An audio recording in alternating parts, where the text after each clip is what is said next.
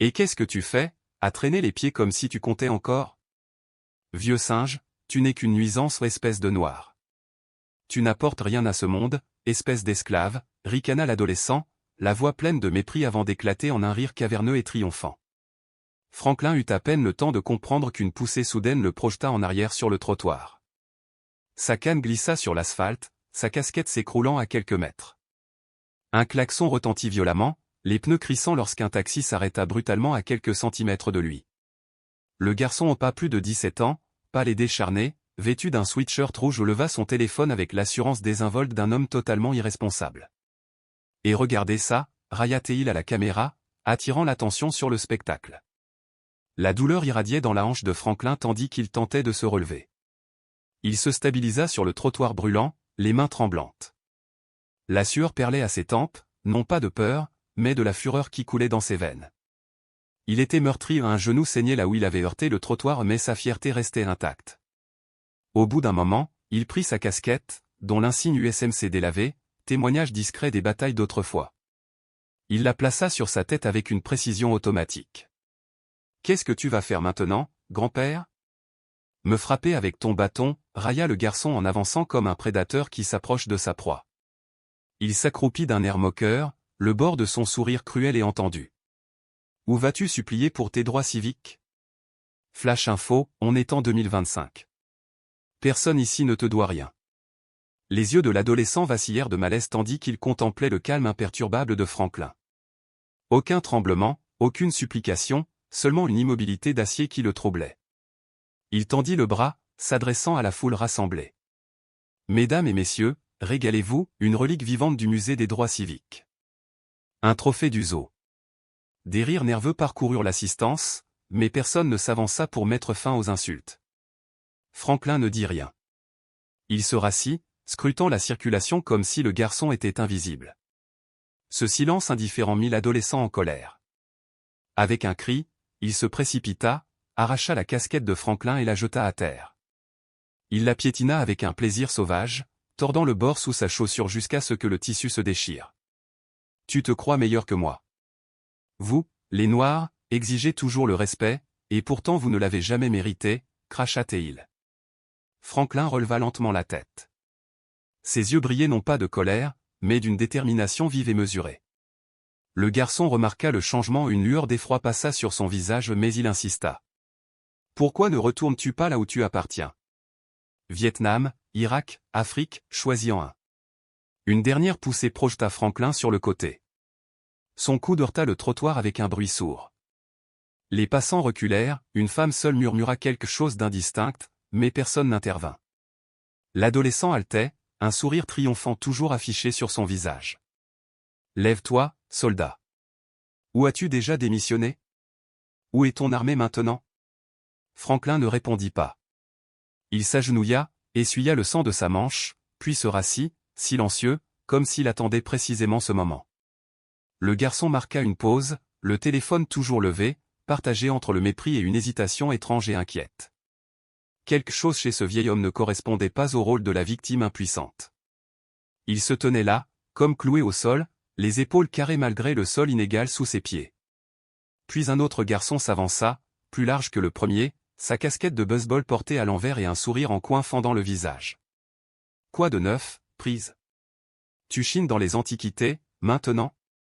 Brise, la fille aux sweats à capuche rouge, éclata d'un rire si fort que son éclat résonna dans les vitrines vides. N'a essayé juste de faire comprendre à ce fossile que son époque était révolue.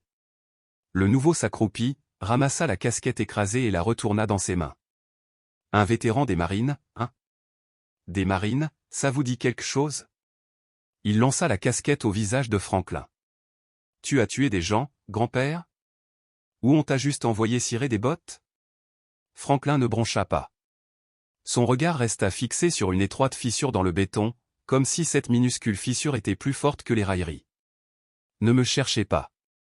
Il ne peut même pas se défendre, railla Brise en s'approchant. D'un geste vif, elle lui arracha la canne des mains. Et le cri pressant d'une femme résonna de l'autre côté de la rue. Arrête, laisse-le tranquille. Mais son appel resta impuissant. Les badauds s'arrêtèrent sur le trottoir, certains levant leur téléphone pour filmer, mais personne ne s'aventura plus près. Brice brandissait sa canne comme un trophée. Ce bâton est tout ce qui te permet de tenir debout. Voyons voir si tu es forte maintenant. D'un coup brutal, elle la fracassa contre le bord d'une poubelle. Le bois se brisa brusquement, des fragments se dispersant sur l'asphalte. Franklin ferma les yeux l'espace d'un instant. À cet instant, il se retrouva à Juillet, en 1968, le rugissement des explosions, les cris d'angoisse, la fumée cinglante. Il se revit, jeune soldat afro-américain, traînant un camarade blessé sous une pluie de coups de feu. Cette même canne, désormais réduite en miettes, lui avait été enfoncée dans les mains par un frère d'armes. Ce n'était pas qu'une canne, c'était une promesse forgée dans le sang, une dette envers ceux qui étaient tombés, le souvenir vivant d'un sacrifice. Le silence stupéfait qui suivit le bruit du bois qui se fendait pesa plus lourd que n'importe quel cri de guerre. Franklin ouvrit les yeux. Ses joues étaient tendues, sa mâchoire serrée comme du fer, et pourtant il garda le silence. Brice recula d'un pas, toujours avec un sourire narquois, mais sa confiance avait disparu. « Tu ne vas pas pleurer, grand-père. » Franklin leva le menton, les rides de l'âge et de la douleur gravées sur son visage. « Tu n'imagines pas à quel point ça fait mal », semblait dire son expression. Pour la première fois, le tremblement de sa main était visible tandis qu'il cherchait son téléphone à tâtons non pas par peur, mais par une fureur longtemps contenue, à force d'avoir été témoin de la même cruauté répétée depuis des décennies. Il n'avait pas encore composé le numéro. Il tenait simplement l'appareil dans sa paume, le regardant comme s'il était le déclencheur d'une révolution. Un léger murmure s'éleva parmi les spectateurs. La femme qui avait crié plus tôt traversa précipitamment la rue où une inconnue âgée au regard inquiet. « Monsieur, vous allez bien ?» Franklin se contenta d'un léger hochement de tête. Des larmes brillaient au bord de ses yeux, non pas des larmes de douleur, mais de dignité blessée, saignant après trop d'insultes subies. Il prit une inspiration lente et régulière. Les mains encore tremblantes, il ouvrit le vieux téléphone à clapet. Le léger clic résonna comme un verdict. Il composa les chiffres un par un, chaque chiffre étant une clé déverrouillant des souvenirs qu'il avait longtemps tenté de refouler. La femme se pencha. « J'appelle la police ?» Franklin secoua légèrement la tête. À l'autre bout du fil, une voix grave avec un fort accent répondit « Miles ». Franklin leva les yeux vers Brice, qui le regardait maintenant avec confusion et une pointe de peur. « Code gris », dit-il d'une voix basse et sonore. 82e et Jefferson. Devant Glover Market, des civils sont présents. La femme fronça les sourcils, incertaine, mais le visage de Brice pâlit de compréhension, elle réalisa qu'il n'avait pas du tout appelé la police. « Qu'est-ce que tu fais ?» s'exclama Brice en s'avançant vers lui. Franklin baissa le téléphone juste à temps pour le protéger, tandis qu'elle se précipitait pour le lui arracher des mains. « Qui as-tu appelé, vieux con ?» rugit Brice en jetant le téléphone sur le trottoir.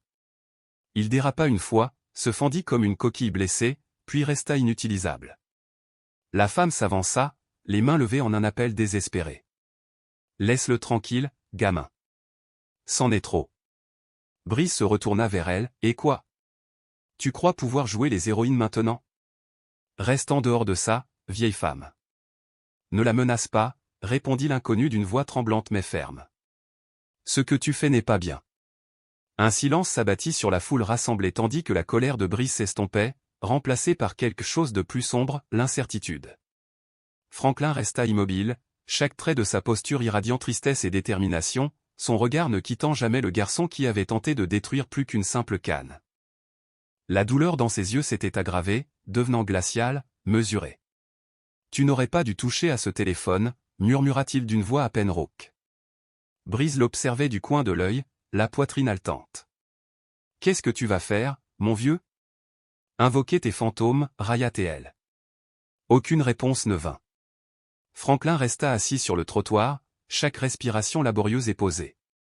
La chute, le craquement de l'os, la traînée sombre de sang séché accrochée à sa manche, tout cela pesait sur lui comme un poids, mais malgré cela, dans un effort lent et déterminé, il releva la tête comme si chaque centimètre lui coûtait toutes ses forces. Lorsqu'il parla, sa voix était basse et rauque, comme des braises rougeoyantes dans un feu mourant qui refusait de s'éteindre. Dans moins de 20 minutes, grinça-t-il, chaque mot arraché comme arraché à son âme, tu vas tout regretter. Le monde sembla s'arrêter. Brice cligna des yeux face au silence soudain, puis rit, un rire rauque et théâtral qui fendit l'air comme un disque fêlé. Sérieusement, ricana-t-il, l'amusement se muant en rage. Tu vas me faire regretter quoi? Tu n'es qu'un vieux noir faible qui ne peut même pas se tenir debout sans aide. Son rire vacilla, comme s'il croyait à moitié à sa propre insulte. Franklin ne dit rien. Il se contenta de la fixer, le regard fixe et sans peur. Breeze recula non pas par peur de ses paroles, mais par prudence instinctive face au regard que Franklin lui lançait, ni fureur, ni haine, mais avec une assurance calme et troublante qui se passait de menace. Elle jeta un coup d'œil autour d'elle, remarquant pour la première fois la réaction de la foule. Certains spectateurs filmaient déjà, leur téléphone braqué, d'autres observaient en silence, le visage dénué de toute sympathie. Ce qui troublait le plus Breeze, c'était l'expression de Franklin, il n'avait ni l'air abattu ni brisé. Il semblait savoir exactement ce qui avait été déclenché et comment cela allait se terminer. Reniflant pour dissimuler son malaise, Breeze lança un caillou au pied de Franklin, comme si une pierre pouvait briser le poids de sa promesse. Vieux fou, marmonna-t-il en se détournant pour rejoindre son ami. J'en ai marre. Ils avaient à peine fait quelques pas qu'un grondement lointain perça le bourdonnement de la ville, d'abord un moteur, puis deux, puis un tonnerre de puissance synchronisée. Ce n'étaient pas des véhicules ordinaires. Ni des voitures de patrouille ni des taxis, mais des pick-up noirs mat, robustes, banalisés, leurs vitres noires comme la nuit. L'un d'eux a pris le virage avec une précision quasi chorégraphiée, un autre, puis un autre, jusqu'à ce qu'une demi-douzaine de véhicules forment un fer à cheval silencieux autour de la scène. La foule murmurait et reculait, certains baissant leurs caméras, d'autres se concentrant sur le mystère qui se dévoilait. De chaque camion descendaient des silhouettes aussi rapides que des ombres, pantalons tactiques, chemises noires ajustées, insignes scintillant sur des chaînes au cou. Ils se déplaçaient sans un mot, formant un cercle fermé autour de Franklin et des témoins silencieux. Sur leur poitrine, un emblème, un petit insigne doré, des ailes croisées par une épée, suggéraient quelque chose qui échappait à toute juridiction locale. Franklin, toujours au sol, inclina la tête, comme s'il l'avait prévu. La femme qui s'était précipitée à son secours laissa échapper un soupir tremblant où elle ne comprenait pas, mais elle le sentait, ces hommes signifiaient que le monde venait de basculer. Breeze se figea, son sourire avait disparu de son visage, remplacé par un masque d'incompréhension stupéfaite. Son ami murmura quelque chose, mais le vrombissement des moteurs l'étouffa. Un homme grand, aux cheveux coupés courts et à l'expression indéchiffrable, s'avança à grands pas et s'arrêta à côté de Franklin. Il baissa le menton en signe de respect. « Monsieur Miles, dit-il d'une voix ferme mais chaleureuse, nous sommes arrivés. » Les lèvres meurtries de Franklin s'incurvèrent en un sourire plus petit et plus sincère que Breeze ait jamais vu. Il bloquait la circulation, poursuivit l'homme, une lueur d'amusement dans le regard. Breeze resta bouche bée, elle regarda frénétiquement autour d'elle, cherchant des réponses. L'homme semblait prêt à en dire plus, puis se tut. Un silence étrange s'installa dans le quartier, comme si la ville elle-même retenait son souffle. Personne ne savait encore qui étaient ces agents vêtus de noir, ni pourquoi une telle unité s'était mobilisée si rapidement à la demande d'un vieil homme victime d'une chute. Breeze déglutit difficilement et recula instinctivement. « Qu'est-ce que c'est » balbutia-t-elle en fixant l'équipe qui descendait comme si elle surgissait d'un autre monde. Il n'y eut d'abord aucune réponse. Puis l'un des agents, une silhouette large d'épaules, une barbe impeccablement taillée et des yeux d'acier poli fixa Breeze du regard, l'évaluant en silence. Sans la quitter des yeux, il jeta un coup d'œil vers Franklin. Ce simple geste suffisit. Franklin inclina de nouveau la tête, résolu. Deux agents s'avancèrent pour encadrer Breeze, elle tenta de se dégager, mais une main lui serra le bras avec une autorité tranquille, ferme mais jamais violente, ne laissant place à aucune protestation. Et, protesta Breeze, la voix brisée par la panique. Je n'ai rien fait. Ce n'est qu'un vieil homme stupide. Ces mots résonnèrent sourdement parmi les témoins silencieux. Le plus jeune des deux marines se pencha, s'adressant non pas à Breeze, mais au vide, comme s'il lançait un ordre invisible, ce n'est pas qu'un vieil homme. Le marine qui s'avança pour soutenir Franklin le fit avec un profond respect. Il stabilisa le vétéran à ses côtés, puis se pencha pour récupérer la casquette écrasée de Franklin sur le trottoir. D'une légère pichenette, il la secoua et la posa sur la tête de Franklin, lui faisant un salut subtil. Les jambes de Franklin tremblaient sous lui, mais il tint bon. Son regard, luisant d'humidité, balaya les spectateurs silencieux, certains enregistrant encore sur leur téléphone, d'autres enfin silencieux, et quelque part dans cette foule, la femme qui s'était précipitée à son secours. Il croisa son regard et la remercia d'un hochement de tête. Merci, murmura-t-il d'une voix rauque mais ferme, chaque syllabe chargée de gratitude et de soulagement. Elle ne répondit pas, nul besoin de mots. À cet instant, l'homme qui avait lancé insultes et excuses aux ses prétendues blagues fut doucement guidé vers la camionnette qui l'attendait. Ses protestations s'évanouirent, inaudibles et ignorées. Sans fanfare ni commentaire, les marines hissèrent Franklin dans un autre véhicule. Il s'appuya sur leurs bras puissants, sentant pour la première fois depuis des années le poids de la bataille s'envoler de ses épaules. Aucun rapport ne fut déposé, aucun communiqué de presse ne fut diffusé, seul un cortège silencieux se dirigea vers le camion central, le seul arborant un petit drapeau flottant à son antenne. Alors qu'il s'installait à l'intérieur, droit et digne, la porte se referma dans un claquement final clair. Le convoi s'éloigna en parfaite harmonie, les moteurs suffisamment silencieux pour supporter la gravité du moment. La poussière qui flottait sur la 82e rue semblait retenir son souffle, comme si personne n'avait vraiment saisi ce qui venait de se passer, et pourtant tous avaient le sentiment d'avoir assisté à un profond acte de solidarité. Derrière eux, Brice s'affala dans le dernier fourgon, encore hébété et plein de ressentiment, mais aucune contrainte plus sévère ne fut appliquée. Pas de menottes qui cliquetaient, pas d'ordre crié aux juste deux marines qui montaient la garde dans un silence plus pesant que n'importe quelle cellule. Il réclama un avocat, insistant sur ses droits et son âge, mais leurs visages restèrent impassibles. « Vous n'avez pas besoin d'avocat, dit doucement un marine. Personne ici ne vous veut du mal. » Le défi de Brice s'éteignit sur ses lèvres. Lorsque le marine se pencha, la voix encore plus basse, et promit de « vous apprendre ce que signifie gagner le respect », Brice comprit qu'il s'agissait de bien plus qu'une simple punition au bord de la route. Le moteur de la camionnette vrombit de nouveau et, après des minutes tendues de questions sans réponse, ils arrivèrent à un terrain bas et gris. Les murs entouraient une vaste cour utilisée pour les exercices et l'instruction.